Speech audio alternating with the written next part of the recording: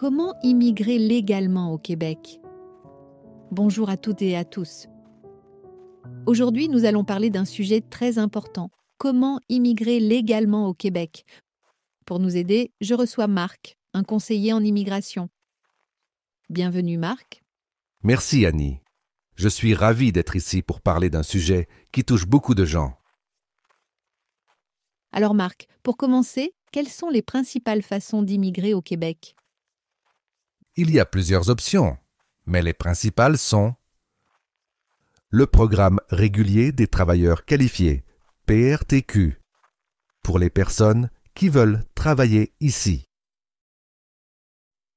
et le programme de l'expérience québécoise, PEQ, pour ceux qui ont déjà étudié ou travaillé au Québec.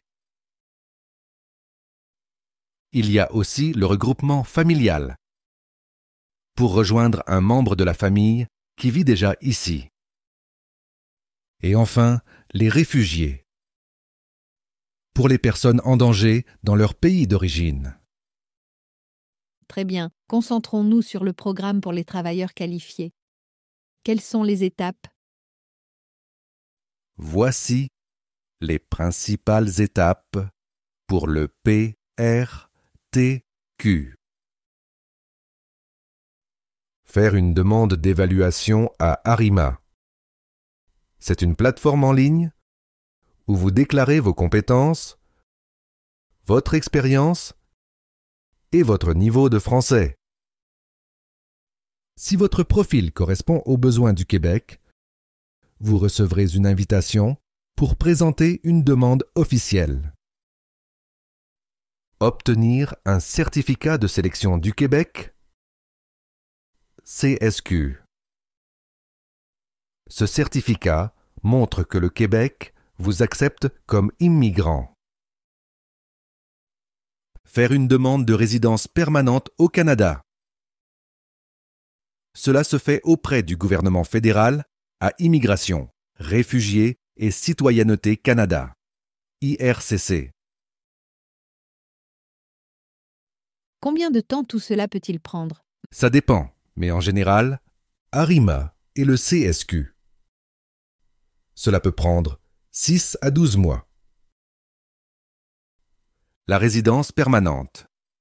Une fois que vous avez le CSQ, cela peut prendre encore 12 à 18 mois. Donc, au total, entre 1 an et demi et 2 ans et demi. Est-ce que tout le monde peut postuler? Pas tout à fait.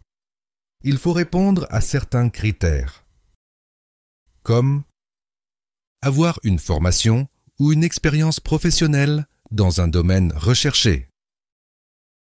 Parler français, parce que c'est la langue principale au Québec. Avoir assez d'argent pour vous installer ici. Et si quelqu'un ne parle pas français, que peut-il faire? C'est une bonne question. Il est essentiel d'apprendre le français. Il existe des cours en ligne, des classes dans les alliances françaises ou même des programmes d'intégration offerts après votre arrivée au Québec. Parfait. Parle-nous maintenant du programme de l'expérience québécoise, PEQ. Le PEQ est plus rapide. Il est fait pour les personnes qui ont déjà vécu au Québec. Par exemple, les étudiants qui ont fini un diplôme ici. Les travailleurs temporaires qui ont 1 an ou plus d'expérience au Québec. Avec le PEQ, vous pouvez obtenir un CSQ en seulement 6 mois. Et pour les familles? Si vous avez un époux, une épouse ou un parent proche qui est résident permanent ou citoyen canadien, ils peuvent vous parrainer. C'est ce qu'on appelle le regroupement familial. Le délai pour cela est d'environ 12 mois. Très intéressant. Quels conseils donneriez-vous à une personne qui commence ce processus? Je dirais, faites des recherches pour bien comprendre les critères. Préparez vos documents, comme votre passeport, vos diplômes et vos attestations de travail. Commencez à apprendre le français dès maintenant. Soyez patient, car les démarches prennent du temps. Est-ce qu'il y a des ressources pour aider les nouveaux arrivants? Oui, bien sûr. Immigration Québec. Le site officiel a toutes les informations. J'ai déposé le lien d'Immigration Québec dans le podcast. Vous n'aurez qu'à cliquer le lien pour vous y rendre. De plus, il y a les organismes communautaires qui aident à trouver un emploi, un logement et même des cours de français. Le gouvernement du Canada, ils ont aussi des outils pour vous aider à réussir. Merci beaucoup, Marc, pour ces explications claires et utiles. À peu près 87% des immigrants qualifiés au Québec doivent complètement réinventer leur carrière dans les 2 premières années. Au Québec, il y a des défis dont on parle rarement. Le choc thermique de moins 30 degrés Celsius, la reconnaissance des diplômes et l'apprentissage d'un nouveau français. Et vous savez ce qui m'impressionne le plus? Les données montrent que ceux qui se préparent 6 mois à l'avance ont 60% plus de chances de trouver un emploi dans leur domaine. Parlons justement de cette fameuse expérience québécoise que tous les employeurs exigent. Les études montrent que seulement 15% des immigrants qualifiés trouvent un premier emploi dans leur domaine sans compromis. Et pourtant, le Québec a un besoin urgent de 120 000 travailleurs qualifiés d'ici 2026. Les organismes d'aide aux immigrants jouent donc un rôle crucial. Maintenant, je vais vous partager les histoires inspirantes de Maria, Khaled, May et Fatima, qui, comme vous et moi, sont arrivés au Québec avec une envie irrésistible de réussir. Malgré les défis et les obstacles, chacun d'eux a su s'intégrer, parfois de manière spectaculaire, dans cette belle province. Écoutez leurs histoires, pleines de courage, de résilience et de succès, qui montrent que, peu importe d'où l'on vient, il est possible de bâtir une nouvelle vie et de réaliser ses rêves ici, au Québec. Maria, entrepreneuse colombienne.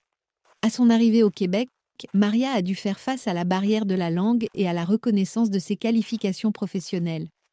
Comme tant d'autres immigrants, elle a également eu du mal à trouver un emploi stable dans son domaine de compétences.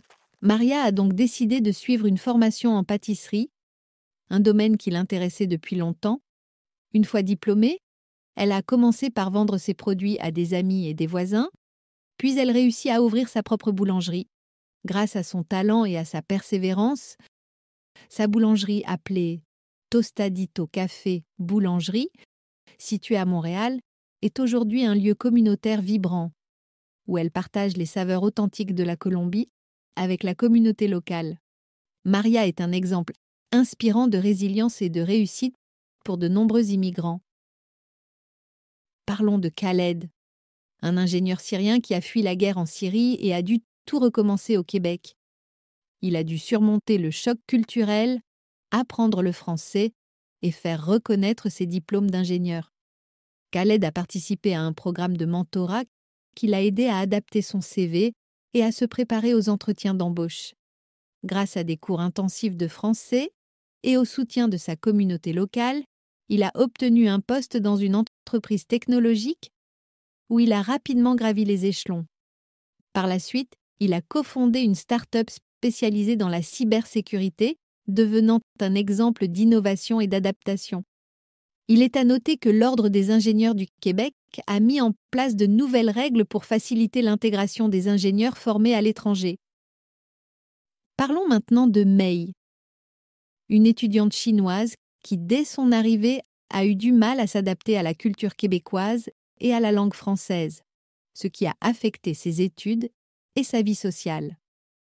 Elle a rejoint un club d'échange linguistique à son université, où elle a pu pratiquer le français. Ce club lui a permis de se faire des amis et de mieux comprendre la culture locale. Après avoir terminé ses études avec succès, elle a trouvé un emploi. Aujourd'hui, elle est infirmière-chef dans un hôpital montréalais. Après avoir obtenu son diplôme de pharmacie en Algérie, Fatima a décidé de s'établir au Québec pour élargir ses horizons professionnels. Consciente des défis qui l'attendaient, elle s'est renseignée sur les procédures de reconnaissance des diplômes étrangers. Elle a découvert qu'elle devait suivre un programme de qualification et réussir des examens pour obtenir son permis d'exercice au Québec. Pendant cette période de transition, Fatima a travaillé comme assistante technique en pharmacie, ce qui lui a permis de se familiariser avec le système de santé québécois et d'améliorer ses compétences linguistiques. Grâce à sa détermination et à son travail acharné, elle a réussi les examens requis et a obtenu son permis de pharmacienne. Soucieuse d'aider d'autres professionnels immigrés confrontés aux mêmes défis, Fatima a cofondé une association dédiée à l'accompagnement des pharmaciens formés à l'étranger.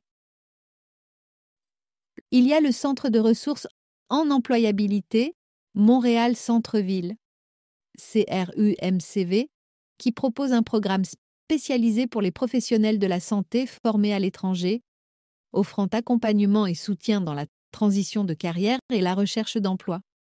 De plus, le portail pour pharmaciens formés à l'étranger est un point d'accès pratique qui aide les diplômés en pharmacie formés à l'étranger à mieux se préparer au processus d'obtention du permis d'exercice au Canada.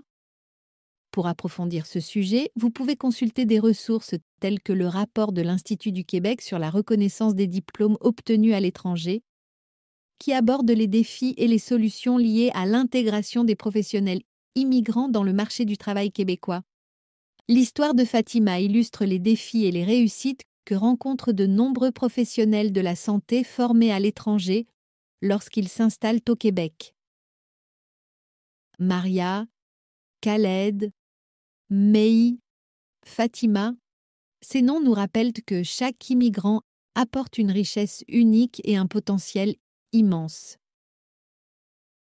Leur parcours, tout comme le vôtre, prouve que réussir au Québec est possible avec persévérance, entraide et détermination. Ces récits nous rappellent aussi que chaque défi peut être une opportunité de grandir. À tous les nouveaux immigrants qui arrivent avec leurs rêves, leurs compétences et leur courage, sachez que chaque pas que vous faites ici contribue à bâtir une nouvelle histoire, non seulement pour vous, mais aussi pour le Québec. Oui, les débuts peuvent être difficiles. Mais rappelez-vous que chaque défi est une opportunité de grandir, d'apprendre et de briller. Vous n'êtes pas seul, d'autres avant vous ont surmonté les obstacles et aujourd'hui ils partagent leur succès avec fierté. Avec persévérance, une ouverture d'esprit et le soutien de votre nouvelle communauté, vos efforts porteront leurs fruits. Le Québec est un territoire d'accueil, de diversité et d'opportunités. Vous faites maintenant partie de cette belle mosaïque. Continuez à croire en vous, car votre histoire pourrait bien être la prochaine à inspirer d'autres. Vous avez tout ce qu'il faut pour réussir et prospérer ici. Ces parcours montrent comment chaque individu a su tirer parti des ressources disponibles et de son réseau pour surmonter les défis et réussir son intégration au Québec. Et sachez que je serai là pour vous guider, pour partager avec vous toutes les nouvelles, les ressources et les conseils utiles concernant l'immigration. Ensemble, nous ferons de votre parcours une réussite. Bienvenue chez vous. Les familles qui participent à des activités communautaires dans leur première année ont un taux d'intégration réussi de 78% contre 45% pour celles qui restent isolées. C'est vraiment une histoire de résilience collective. Et il faut en moyenne 3 ans pour qu'une famille d'immigrantes se sente vraiment chez elle au Québec. C'est un véritable marathon émotionnel et culturel, mais un marathon qui en vaut la peine. Si on regarde les statistiques à long terme, 82% des immigrants installés depuis plus de 5 ans se disent satisfaits de leur décision, malgré tous les défis rencontrés. Derrière chaque statistique, il y a des histoires humaines de courage et de persévérance qui enrichissent notre société. Nous arrivons à la fin de notre épisode. Merci d'avoir été avec nous, Marc. Avec plaisir, Annie. J'espère que cela aidera les gens à mieux comprendre le processus. À tous ceux qui nous écoutent, bonne chance dans votre démarche d'immigration et à bientôt.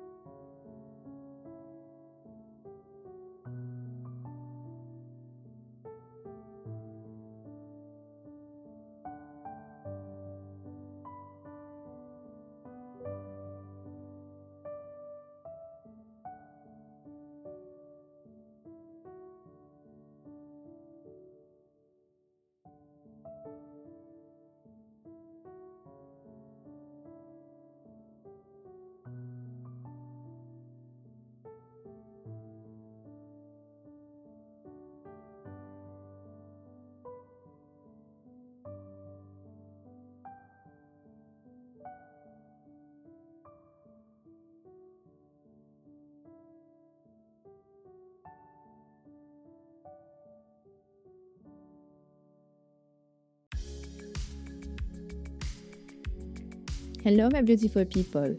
Bienvenue dans Francisation réussie avec moi Annie. Ici, chaque activité est conçue pour vous aider à réussir dans votre apprentissage du français au Québec ou ailleurs. Si vous aimez nos podcasts, pensez à laisser des étoiles et un commentaire d'appréciation. Cela m'encourage énormément et surtout cela aide d'autres apprenants à me découvrir. Merci et bonne écoute.